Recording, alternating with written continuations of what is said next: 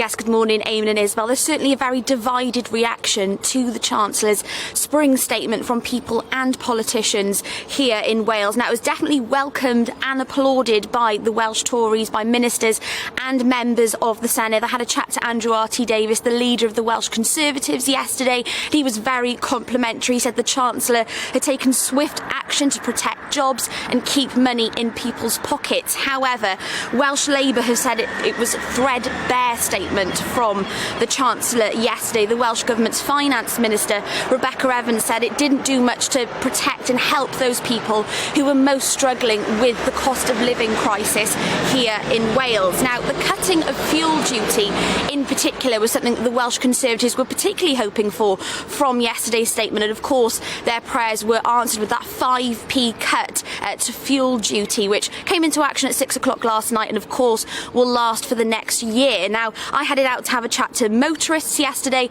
to see if the cut to fuel duty will make any difference to them. Not in the slightest, because I'm 80 and I fill up once every 6 weeks. But it's going to make a lot of difference to people with low money, because that's where we should be looking at. I do a lot of voluntary work for a charity, and if some of these politicians saw what I see about the deprived circumstances that these people are in, perhaps then they do something about it. He's not giving away anything, which is a typical Tory attitude, and I grew up in a Tory background. And the only politician you can trust are the ones that are better. Not a great deal of difference to us because we don't use the car a lot. You know, it's not as if you have to go to work every day, etc. So no, it's not going to make a great deal of difference, really. Well, no, I don't think it will make that much difference. Everything is going up in price. Whatever you buy is increased in price, isn't it? So the RAC say that the average car, with the new announcement, it's going to mean that the price of filling it up is going to go down by about £3.30. Is that going to mean a lot to you? No, I don't think it will. No, I don't think it will. It's just gone up way beyond, isn't it?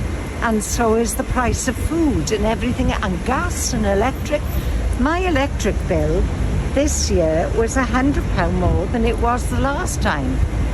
It's going beyond, isn't it? It's ridiculous.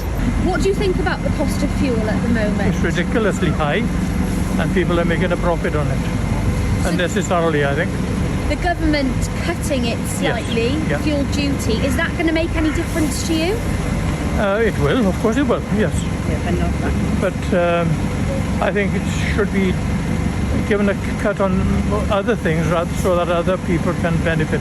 Because everybody is going to benefit now, people that don't really need it. And I'm over with him 100% on that one, no.